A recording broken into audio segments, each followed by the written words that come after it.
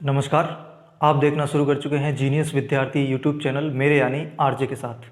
दोस्तों, जैसा कि आपने थंबनेल में देख लिया है, आज हम बात करने जा रहे हैं एनिमल अटेंडेंट यानी कि पशु परिचर भर्ती परीक्षा के अंदर जो स्कीम और पाठ्यक्रम यानी कि जो परीक्षा की अंदर स्कीम रहने वाली है, कितने क्वेश्चन आएंगे, कितने मार्क्स का रहेगा, क्या नेगेटिव मार्किंग रहेगी और क्या सिलेबस रहने वाला है, तो वो सारी चीज़ें इस वीडियो में हम कंप्लीट डिस्कशन करने जा रहे हैं।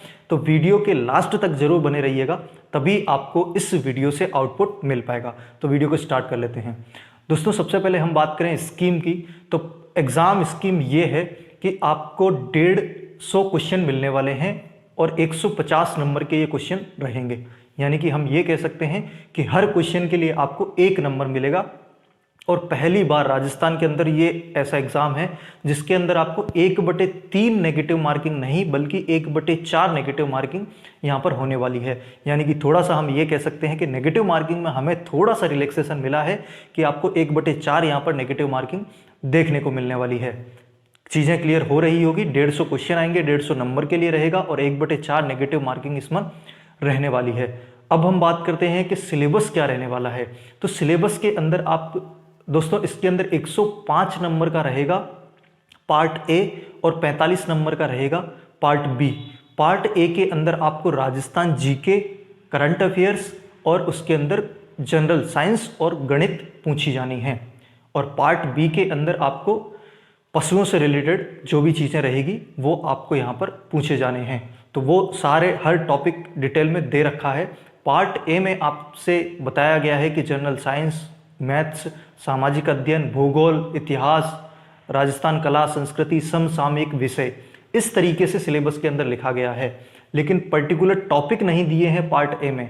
लेकिन पार्ट बी में आपको क्या पढ़ना है उसका पर्टिकुलर टॉपिक डिस्क्राइब किए हुए हैं। तो पार्ट बी में आपको कोई दिक्कत नहीं आने वाली है। हालांकि दिक्कत पार्ट ए में भी नहीं आएगी, लेकिन पार्ट ए में पर्टिकुलर टॉपिक डिस्क्राइब नहीं किए हैं, इसमें सब्जेक्ट बताए गए हैं। जैसे बता दिया है कि गणित पूछा जाएगा, लेकिन गणित के कौन से टॉपिक्स पूछे जाएंगे ये नहीं पता है। लेकिन हम थोड़ा सा आइडिया लगा सकते हैं वो इस आधार पर, क्योंकि एक लाइन क्लियरली ऐड की गई है कि जो कठिनाई का स्तर होगा वो माध्यमिक स्तर का होगा। तो कहीं ना कहीं हम ये मान करके चल सकते हैं कि जो टॉपिक्स रहेंगे, जनरल साइंस की बात करें या फिर गणित की बात करें, तो वो टॉपिक्स हमें माध्यमिक स्तर तक के देखने को मिल सकते हैं। यानी कि हम जो एक एलिमेंट्री मैथ्स की बात करते हैं, जो बिल्कुल बेसिक मैथ्स होती है, परसेंटेज, प्रॉफिट लॉस, ये सारी चीज़ें हमसे पूछी जा सकती है।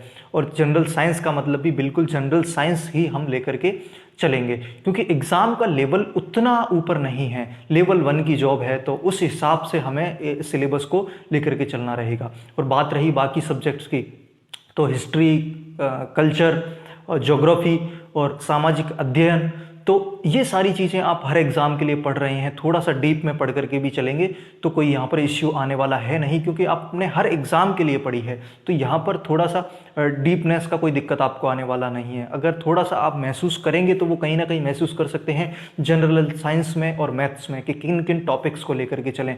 बाकी अगर हम भूगोल की बात करें, इतिहास की बात करें, कला संस्कृति की बात करें, तो यहाँ पर सारे टॉपिक्स को कवर करते हुए हमें चलना है। एक कमेंट मेरे पास ये भी आया था कि राजनीति भी पूछी जाएगी क्या, राजस्थान की राजनीति भी पूछी जाएगी क्या।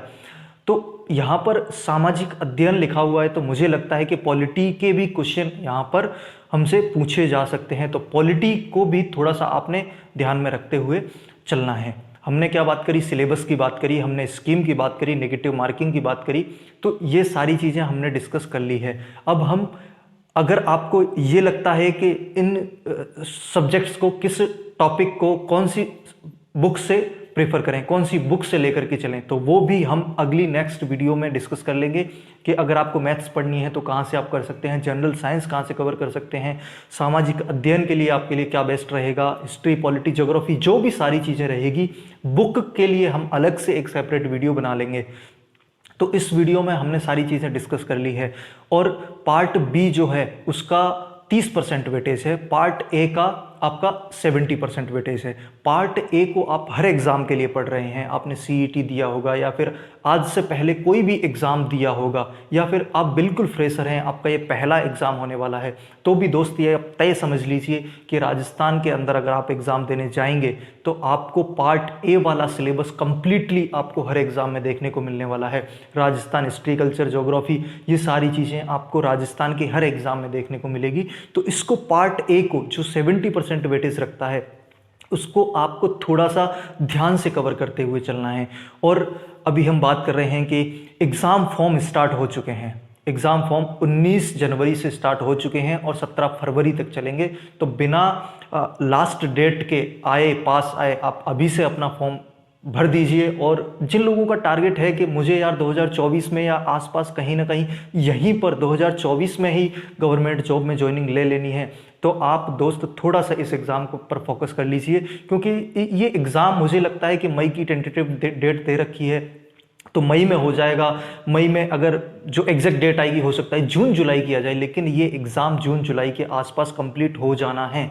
तो इसलिए दोस्त थोड़ा सा फोकस करके चलेंगे, क्योंकि नंबर ऑफ़ वैकेंसीज भी इसके अंदर बहुत है। 5,934 लगभग 6,000 वैकेंसीज हैं, तो वो कम नहीं है। कहीं ना कहीं अगर आप एक सीट पर पक्का करना चाहते हैं तो वो इसमें आप कर सकते हैं। और एक और चीज़ कि 150 नंबर का पेपर है, तो इसके अंदर पेपर के अंदर आपको न्यूनतम 40% बनाना ही होगा। तो न्यूनतम 40% का क्राइटेरिया आजकल हम देख रहे हैं कि हर एग्ज़ाम में यहाँ पर हमें देखने को मिलता है अधीनस्थ बोर्ड के में, तो वो चीज़ यहाँ पर भी हमें देखने को मिली है। हालांकि मुझे लगता है कि 40% में कुछ होना जाना नहीं है, लेकिन एक लाइन थी जो उसमें ऐड की गई है वो मैंने आपको बता दी है कि चाहे आप किसी भी कैटेगरीज वगैरह से आते हैं, न्यूनतम 40% आपको एग्ज़ाम में बनाना ही होगा। तो ये सारी चीज़ें हमने यहाँ पर डिस्कस करी है। आगे हम बुक्स से रिलेटेड भी बात करेंगे, और जो भी आपकी क्या क्वेरीज हैं वो आप कमेंट बॉक्स में रखिए, क्योंकि मैं कमेंट बॉक्स के आधार पर जो भी आपकी क्वेरीज हैं उसके आधार पर उनके सॉल्यूशंस फाइंड आउट करके आपके साथ वीडियो में शेयर करने की कोशिश करूंगा। वीडियो पसंद आए वीडियो को लाइक करें, जो भी आपके सुझाव हैं वो आप कमेंट बॉक्स में रख ही देंगे।